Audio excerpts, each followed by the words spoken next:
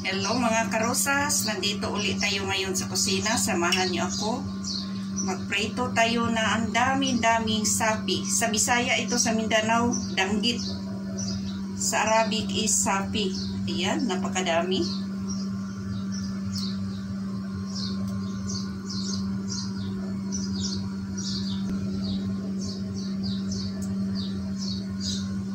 Ayan na. Painit na ng mantika.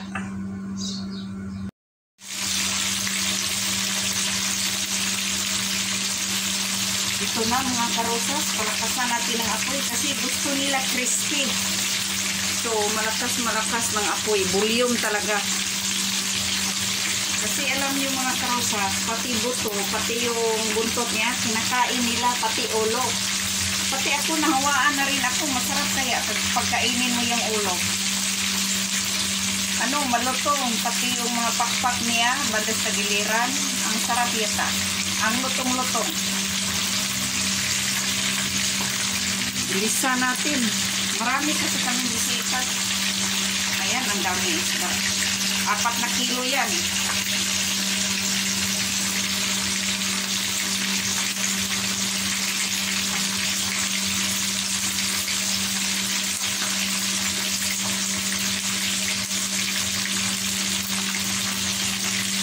Baliktarin natin. Ayan, malutong na.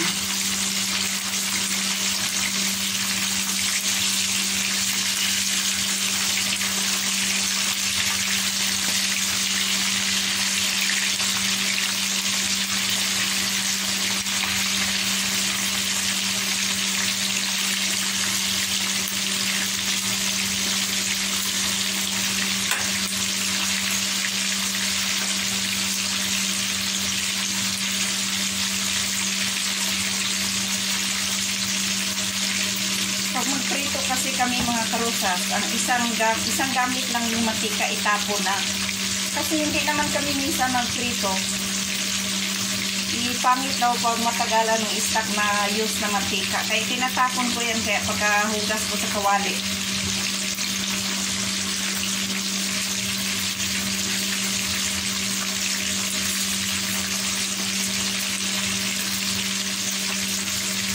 Ito nila ang sapi.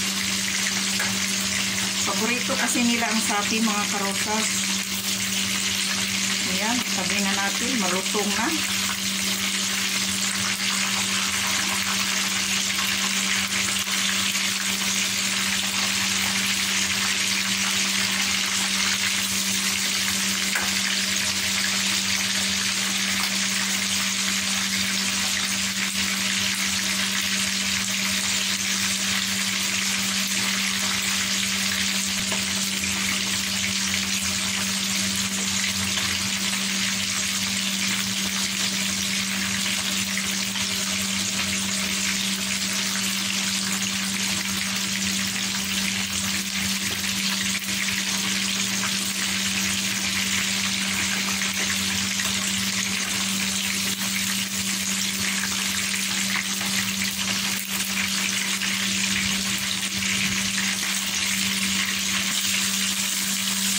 Lagay tayo ulit for second batch.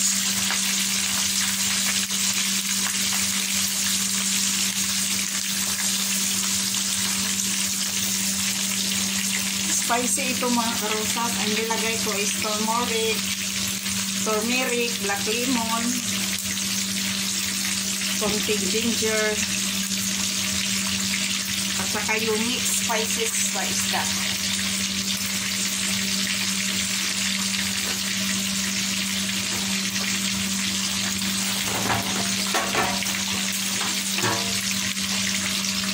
Ito ang lalagyan namin ng isda mga karosas. Ito ilalagay yung isda kasi para yung oil niya para magtulo lang doon lang sa ilalim para walang makita yung isda.